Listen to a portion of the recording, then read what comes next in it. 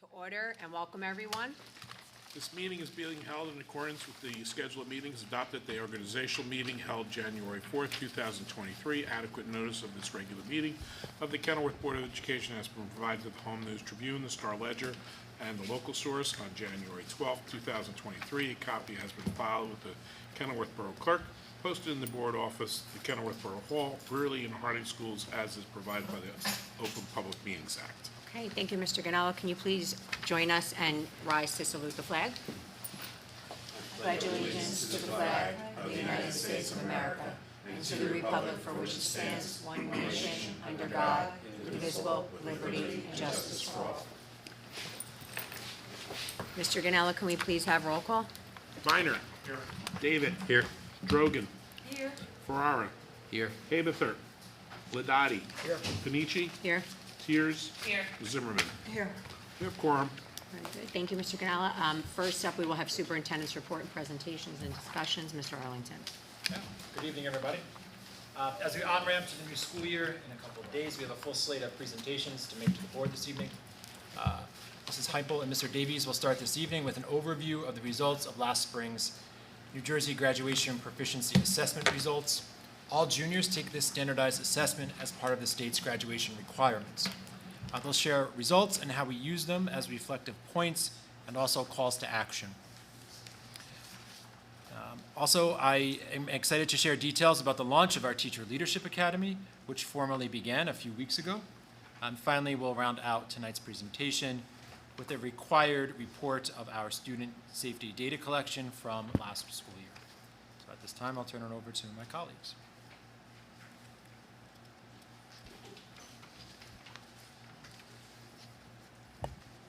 Good evening, everybody. As Mr. Arlington mentioned, Ms. Heipel and I are going to go over our NJGPA assessment and our results. And I'm going to talk to you first about just an overview of the NJGPA. It is a state statute graduation proficiency assessment, so all students need to take this exam in order to graduate from a public school in New Jersey. It's administered to juniors. We administered it, according to the state, March 14th, 15th, and 17th.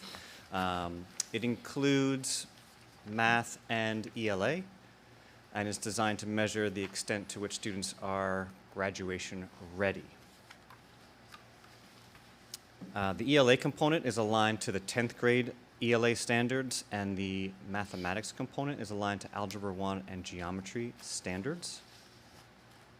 When we administered our test, we carved out space during those days. They were delayed openings for most of our high school students, and we wanted to create the best testing environment possible for our juniors. So we had delayed openings for high school. Our middle school continued to work since this is juniors only. When we look at the results, we had tested 137 students in ELA, and out of those 137, 113 were graduation ready, which represents 80.5%. 24 of those 137 were not graduation ready, which is 19.5%. So that was our ELA statistics. In mathematics, we had 139 students tested. Of those, 64 were graduation ready, which represents 46%. Not graduation ready was 75 students, and that represents 64% of the junior class. There's not a ton of data for NJGPA across time. We can go back to last year, 2022. However, last year's assessment did not count according to the state due to COVID. And then 2021 and 2020 were also COVID years. So there was no test in 2020, no test in 2021. 2020 was last year's test. The state did not count that test. You can see that our results are printed there. On a positive note, we've had significant growth from last year. You can see truly the effect of the pandemic on those 2022 results when you look at the graduation ready versus not graduation ready statistics for both ELA and math. And then you see the transition to 2023, and there is significant growth in both areas. Our hope, as Sam will delineate, is to continue that growth as we move forward. Question might be, what happens to those students, right, when they're not graduation ready? So the state of New Jersey has 3 different pathways that students take. The first is to retake the NJGPA, which we will be doing with our students who are not graduation ready. That assessment is given in October. A second pathway is to meet requirements of ELA or math based on other assessments. So you could score in your SAT score or your PSAT score or the AccuPlacer test, and there are specific cutoff scores for each of those tests. And if a student reaches those cutoff scores, then they have passed the graduation requirement for their graduation. The third pathway is that students enter the portfolio process. It says there that the portfolio appeal, and that is where they work with our teachers and they create demonstrations of their content knowledge and accomplishment in the standards, and we send those to the state of New Jersey, and the state evaluates those packets that we submit, and then they designate whether they've passed through the portfolio process. One thing that I want to point out is that each of these pathways, the first, the second, and the third, we take those students who have not been graduation ready and we place them in what's called the portfolio class. So right now, I'm going to go back to this slide. You'll see that in ELA, there were 24 who were not graduation ready on the NJGPA. That number is actually already reduced down to 17 because students have met the graduation requirement due to their PSAT score or their SAT score. So that number 24 is actually 17 that are entering the portfolio process. And in mathematics, that 75 on the right-hand side that are not graduation ready according to NJGPA, that 75 has been reduced to 39. So there are 39 students who have met the graduation requirement due to their SAT or PSAT score. So those 39 plus the 17 in ELA are entered into the portfolio class. One of our English teachers and one of our math teachers facilitates the portfolio class. The first task for those students and teachers is to prepare for the re-administration of the NJGPA in October.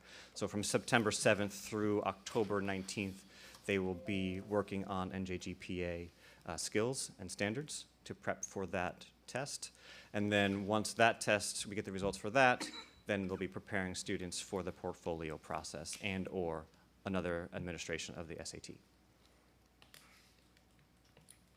Sam is going to take us into some state comparisons and further. Thank you. So one of the other things that we like to take a look at when looking at our NJGPA scores is the state data and how our district compares to the state averages. So when you look at the scaled scores for ELA, we are just about at state average. When you look at the scaled scores for math, we are about 10 below. For students not graduation ready, we're 2% below the state in ELA and about 19% in math. That jumped really fast, sorry. We also like to take a look at the standards and the strands that our students have success and difficulty with. A quick way to read this chart is to see the blue line up there is the state average and the green dots are Kenilworth. As you can see in ELA, we're pretty consistent with state standards across the board. We want to be wrapped around or above, and you can see we are here for the most part. For math, again, when you're reading this chart, you can see the questions on the left go from most difficult to the right least difficult. So we can see that our students are having particular difficulty with the complex math problems down towards the left. When we drill down deeper, we also see the continued pattern of needing to strengthen modeling and reasoning skills, which has been something we have seen in Kenilworth before. These skills involve integrating math knowledge into real life and everyday problems and using math to conceptualize complex problems that aren't inherently mathematical themselves. These standards should be our focus standards that are going to drive our planning and our attention this year. In reviewing these results, we're looking at different options of support.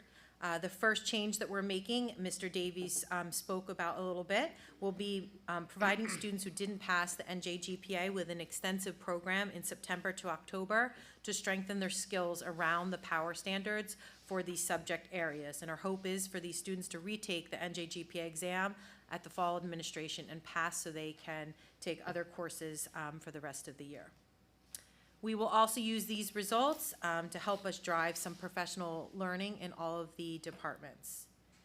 This summer, the Algebra 1 and Geometry curriculum were rewritten with special attention and time being given to the focus standards that the state released, and we're hoping to support those skills as well. And lastly, the middle and high school classes will be creating opportunities in their schedule to focus on maintaining and building foundational skills for our units to ensure that students have the necessary prerequisite skills as we support them to push past the basics into these more complex problems. We'll work with the math department in implementing these skills more strategically into their curriculum in the upcoming weeks. In middle school, an additional math lab period has been added each week for increased math time instruction.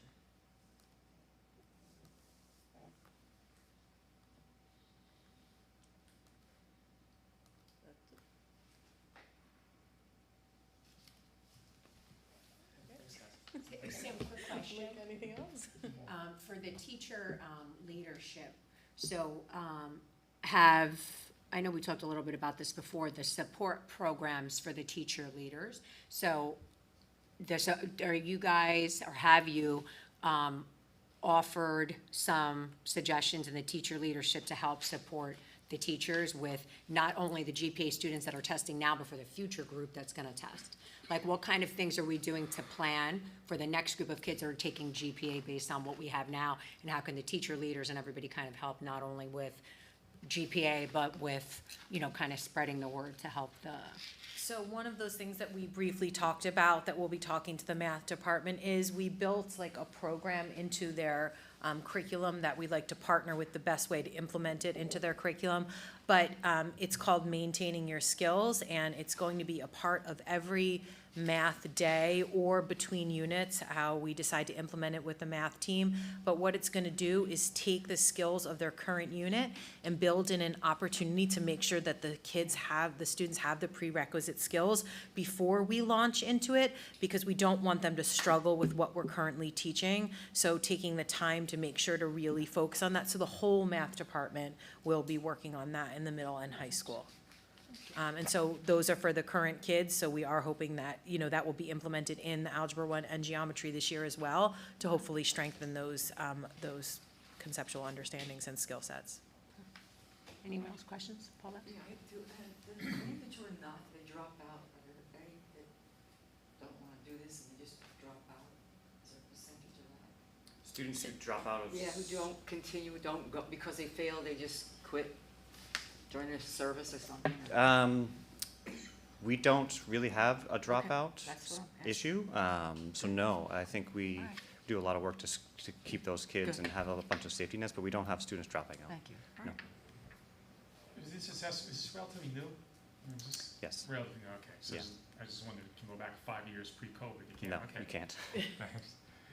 But there's always been in recent years, a 11th grade gatekeeping assessment, right? Yeah, Exactly. the HESPA, I What's think, 10th grade class? you can And look then at, HESPA. you can look at HESPA probably, Different assessment, but. Right. Different group of kids that are Right. gone. Do we know how we fared in comparison to other districts in Union County? We We do. do, yeah. Yeah, we do. I know Mr. Arlington is going to be presenting some of those results at, I think later today, taking a look at that. We're still working on some of those comparisons because we're trying to really drill it down to all of the different factors that might influence our scores. Okay, I would like to see that. Yeah. I don't have tonight the NJGPA scores, but I could certainly get those and share them with you in a Friday update. Okay. Yeah.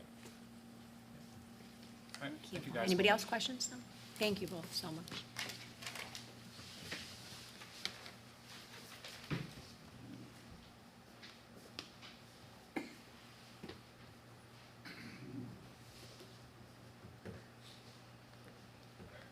to transition to what I think is a really exciting endeavor, which is our teacher leadership program.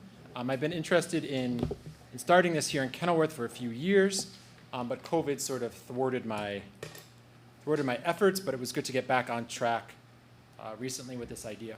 So the state now recognizes teacher leadership as a certificated area.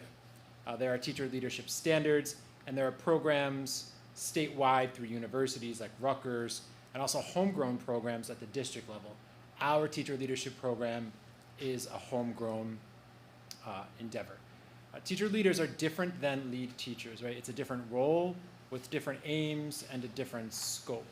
So our conception of teacher leaders root in these premises, right? It's the concept that teacher leadership suggests teachers rightly and importantly hold a central position in the way schools operate and the core functions of teaching and learning. Teacher leaders are both teachers and leaders, and we're using the word teacher expansively here, right? Because our program is open to child study team members, educational specialists, etc. But really, the program is designed for teachers who want to stay in the classroom, but have a further reaching arm on achievement, or their department, or their programs. And so what's exciting about the teacher leadership opportunity is that it's filled with people we found who collaborate and want to make thoughtful changes and help support the district's work in really careful ways. So beyond just identifying problems, teacher leaders, by their very nature, look to identify the root causes of those problems. So they acknowledge that problems will always exist in any organization, particularly one as big as this one. But how can we come together, link arms with each other to form some group think around those problems to both better solve them and then prevent them in future ones for moving forward. So this summer, we opened this up to all teachers, all certificated employees, K-12, and we were really excited to have 26 faculty members attend. It was a really nice mix of K-12 teachers, counselors, child study team members, etc. Our launch was a 2-day kickoff this summer in which we engaged in some community building, unpacked the teacher leader standards, identify values and sort of socio-political identities, and thought more deeply about how those values and those identities might drive their teacher leader work, and then planned for the future. I think the group was excited to think about the influence that they could have beyond merely like sitting on a committee. There's always a place for varied stakeholders to come together in a committee, but beyond just giving input, how can teacher leaders serve as real agentive agents of change? And so that's what we thought about in the summer. Early feedback was really positive, so we sent out a survey. This was just a sampling of 4 people. People enjoyed feeling like they were part of something bigger. They liked being around like-minded colleagues. They indicated they felt heard, comfortable, and optimistic. And they liked being part of a group that really wants to make a change. So we're thinking that moving forward, there'd be like 2 tracks to this program. The first track would be like direct learning in areas that the teacher leaders said they wanted to learn more about. So that's track 1. So a trending theme surfaced around the idea of how to have difficult conversations with parents or colleagues or community members or students. So what are the skills and dispositions that you need to have those crucial conversations? So we're thinking like monthly gatherings would focus around those shared areas of interest, but then also the pursuit of passion projects or these like seed ideas that teachers want to pursue. A lot of teachers thought more deeply about how to like do a better job of supporting and embracing new teachers, right? So that may be their passion project. There are some teachers there that were interested in inclusion and co-teaching. And so how might teacher leader efforts be more generative and more bottom up than administrative efforts, which may sometimes be read as top down? And so that's some of the planning that we'll do throughout the year. But again, to have, 26? Signature jumps. 26 faculty members was really excited to see a group that large committed to problem solving and developing their agency in the school community. So I'm really excited about that. I'm also excited to answer any questions you might I just have one question. have. Yeah. I mean, it seems like you took all 26. I mean, is there any kind of like, the best of the best are in the program doing this, or you just kind of took, I mean, could there be a teacher that's maybe not making the grade, if there's such a thing? We thought, yeah. I mean, there got to be some kind of checks and balances, right, on that? Yeah, so we did, that mentality has affordances and limitations, right? So we tried to open it up to everyone, and we did. We did have like an application process, and it was really talking a little bit about their teacher vision, their ideal images of classroom practice, and how being part of a teacher leadership academy coalesces with their teacher leadership vision. We did, the only way we kind of gatekept, was to ask, I think, first and second year teachers to hold off if they had interest, just because we wanted them to focus on acclimating to Kenilworth or the profession and really focus their efforts there. But we thought that everyone, regardless of the position they serve in the school community, could benefit from coming together in what we feel are these potentially powerful ways. So we didn't exclude anyone. Thank you. Yeah.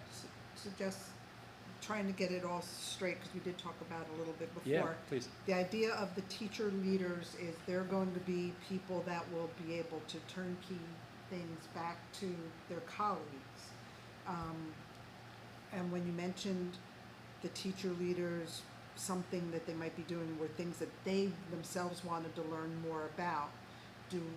How is that choice going to be monitored in some way to make sure that something that they want to learn about is going to be something that's valuable to their colleagues, so that it's not just a matter of, hey, I'm a teacher leader, but I'm not really able to give anything back because none of my colleagues want this in their classroom. Sure.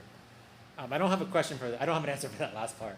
Okay. But we thought teacher leadership too was a way of just like being in the world or being in the community, not necessarily with a direct mission, so to speak, but rather having this developed and honed skill set that you could contribute to crucial conversations. Or like there were some teachers that were really interested in thinking about the human side of data. And so like how could that inform or drive their work at their team level? It's really hard. We want to honor the teacher leaders with time. We know that we can't pull everyone offline on the same days, 26 people. That would be a sub-nightmare. But what we were thinking of doing was, as they begin to develop their passion projects, putting like project-minded people together and then having them share ideas, but then also pairing them with like an advisor or a sponsor, if you will. So if Sam's expertise is in literacy or early childhood, and there are a group of teachers whose passion projects root or nest inside literacy or early childhood, to work with Sam to make sure that there's a place for that project, or if not, we can create space for that project in the school community, and to make sure those, like this is the thing with teacher visions, you want teachers to pursue their ideal images of classroom practice, but they have to balance with district goals and district vision too. So I think by having that sponsoring advisement component, we can have a really solid handle on the projects that teachers want to pursue and make sure that they congeal towards some bigger district vision. And then in turn, somehow, somewhere along the line, it trickles down to the other teachers in their classrooms and their form of instruction to better the students? Yeah, I mean, a goal, hopefully. or- There's a wide body of research that say the more teacher leaders you have in a district, the more impact adults have on student learning, right? So the ultimate goal should be student-centered, right? It's not teacher leadership to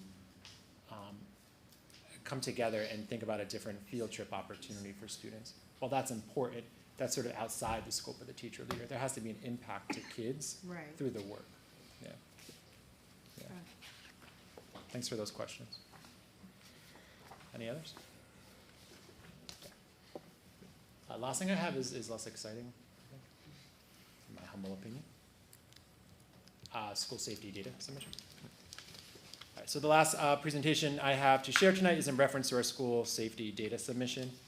We collect this data throughout the year and report out during each of the 2 reporting periods. So the data we're looking at tonight, there's two slides. One is a look back across the whole year, and the other is a comparison of look back period 2 from the 22-23 school year and the 21-22 school year. So why does this data matter? We use it to inform our social emotional learning work, school culture and climate, HIB, our MTSS program, and lots of other culture and climate endeavors that are aspirational to us. That translated really small, I apologize. So you see here the SSDS incidents report totals, and this is for just period 2. So this is just looking at, the blue is 2 years ago, and the yellow is last year, just from January to June, in the different areas that we collect data on and then monitor. So you have a handout that might be helpful when you look at this. Okay.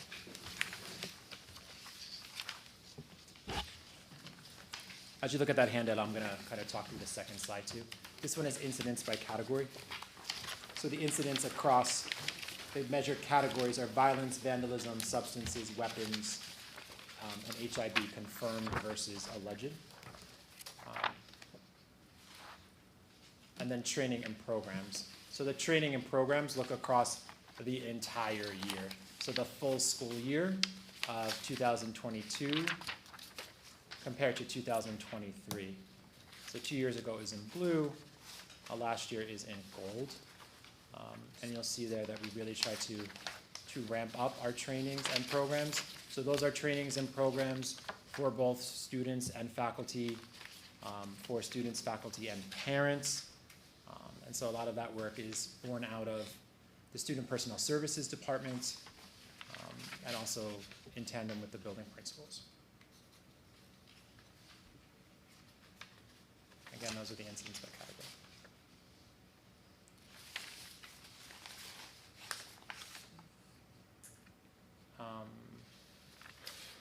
Yeah, so in reviewing this data, we use them as reflective points in tandem with our commitment for efficiency and safety. The SSDS data should be reviewed with different constituencies, so your SCIPs, your safety team, particularly student assistance counseling. When you look at substance abuse, we are concerned about vaping, and we believe that the increase you'll see in reporting period 2 from last year as compared to the year before is a result of increased vaping. And then we'll use this to assess social emotional learning efforts. And also juxtapose these results to our HIB scores. We know an area of growth for us is parent training. And so Ms. Kukula and I this summer worked on a series of really short videos that we're excited to issue out or push out weekly. Do you mind hitting play on that? So these are just, we developed like a series of HIB FAQs that we point parents to all the time. And so this video series that we produced, there's no volume on it yet, this is just a rough cut, takes the HIB FAQs and I think makes them really manageable and digestible by having just one question and one answer in less than 30 seconds or so. And we like this because we chose the highest, the questions that are most asked of us around HIB. So we hope that this will be another resource for parents and also help us improve our SSDS ratings over time. Yeah. Happy to take questions on these results also.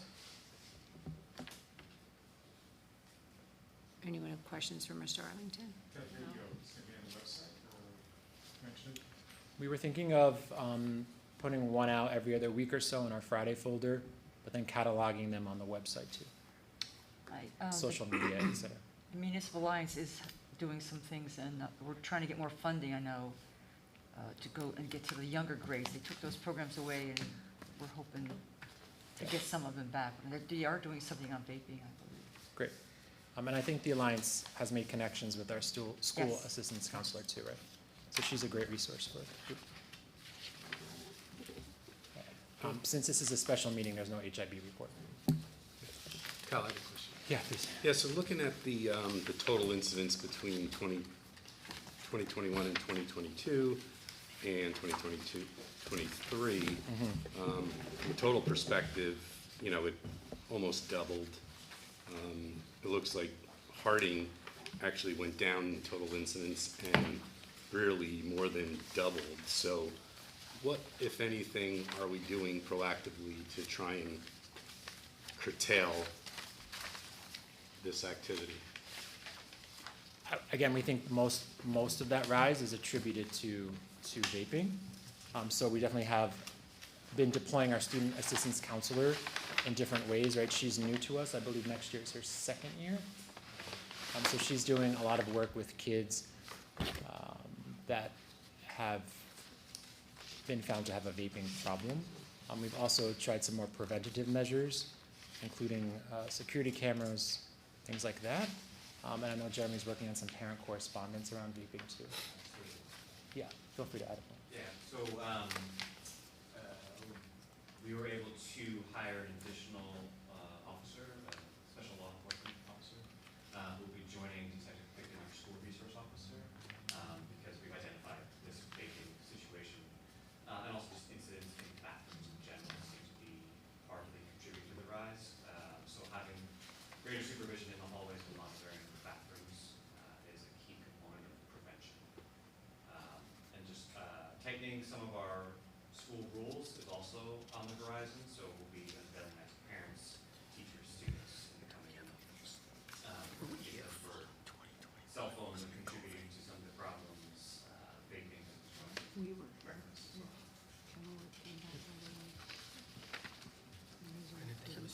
Would it be correct to say is that you're taking off the hard line here, you're not letting things slip that might have slipped years ago, being more strict, or you're really going after them, you're not, it's tolerant? I think the incidence increase shows that we're doing our job as That's well. what I'm saying, I yes. think that's also part of it, like we are not just looking the other way or trying to ignore what we're seeing, because we think this kind of behavior has a direct impact on student achievement as well, so we can get at this,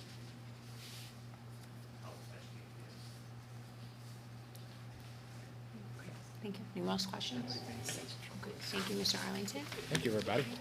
We'll now move on to report of committees, review of resolutions, and board discussions. First up, Finance and Facilities and Negotiations, Mr. Ladati. Oh, I'm sorry, okay. Okay, so I'll be pretty brief tonight. For my report, the custodial maintenance and IT staffs have done a great job getting the buildings ready for the students and staff to start the new year. They're making some final adjustments, but all should be ready for the first day of school. You saw in the report, the custodial candidate originally on the agenda withdrew his name for consideration. HVAC project has had a kickoff meeting last week, and all things are looking good. And I don't know if you've been down to the hallway, but the floors have been fixed in the hallway from that water damage. As for resolutions, there are only 3. Kyle did review the first one, the school safety data report. The other 2 are the annual biosecurity management plan and the crisis emergency response plan. So, if there's any questions, that's all I have on those 2 items, or for Vince or for Kyle. Anyone questions for Mr. Ladati? Anything on finance, facilities, negotiations? Okay. Thank you, Mr. Ladati. Mr. Arlington will read personnel and management for Mr. Haberford. Happy to. Before I begin, congratulations and a quick note of appreciation for those employees listed tonight as having resigned or retired. Thank you for your service. There are several personnel and management resolutions. 4, 5, and 16 at the end of the agenda are either resignations or retirements. Mr. Ladati just walked you through number 6. Resolution 7 reflects a request for additional teaching sections. I wrote to you with the context of those in my Friday update. Resolution 8 is an update to our co-curricular stipend position chart focused on Harding. Resolution 9 is reflective of change in salary or movement across the guide. 10, PD compensation for teachers who participated in the Teacher Leadership Academy and or our strong evaluation ambassador training throughout the month of August. Resolution 11 approves substitute teachers, both teachers, classroom aides, secretaries, etc. And that is the last resolution. Happy to take any questions. What happened to 6? It was in there and it's not. Is that position not gonna happen, or? The individual withdrew his candidacy. Okay. Anyone else questions on personnel? Okay, thank you, Mr. Arlington. Next up, curriculum and instruction, Mrs. Tears. Resolution 12 is the student, approval of the student parent handbook. Resolution 13 is the evaluation system in rubrics, sorry. And resolution 14 is for the program of studies for the 2023-2024 school year. And then, Can you just say we have a okay, second? resolution 15 is the second reading for policy 2419, which is the school threat assessment teams. Anyone have questions for Mrs. Tears on curriculum instruction? Just 13, is this a new program? For a new way you're doing evaluations? Yeah, 13 reflects a change to the evaluation system. Sam and I reviewed those changes with the curriculum committee last time we met, which I can't remember when that was. Spring, maybe. It's just that the teachers are now having a new Observation tool. observation, yeah. So instead of, they used to use a different program, now they're gonna use a new one, based on how the teachers are going to be observed, Okay. and the criteria that can be held. Anyone else questions? We also have another second reading for a policy that we read at the regular August meeting, policy 164201 for sick leave. That has its second reading tonight. At this time, any old business? We would like to encourage everyone to please continue to read the district website, look at the social media pages for all of the opening school information and orientation information. Any new business? No? Okay. We would like to wish everyone, our school community, a very successful and healthy school year. At this time, can I please have a motion to open up the meeting to the public? So moved. Second? Second. Motion made by Mr. David, seconded by Mrs. Tears. All those in favor of opening the meeting to the public, please say aye. Aye. Opposed? Ayes have it, motion carries. Mr. Ganella? Public comment will now be accepted. The Board of Education has a limit for public to speak at the board meeting, 5 minutes per person, unless prior permission has been granted by the Board of Education to extend time pursuant to KBO bylaw 0167. For the record, please indicate your name and address in all public comments. Is there any public that would like to comment at this time? No? Okay, motion to close the meeting to the public? So moved. Second? Okay, motion made by Mr. David, it's seconded by Mr. Byron. All those in favor of closing the meeting to the public, please say aye. Aye. Opposed? Ayes have it, motion's carried, meeting is now closed to the public. Mr. Ganella, are we ready to vote on roll call of resolutions, please? Yes, we are.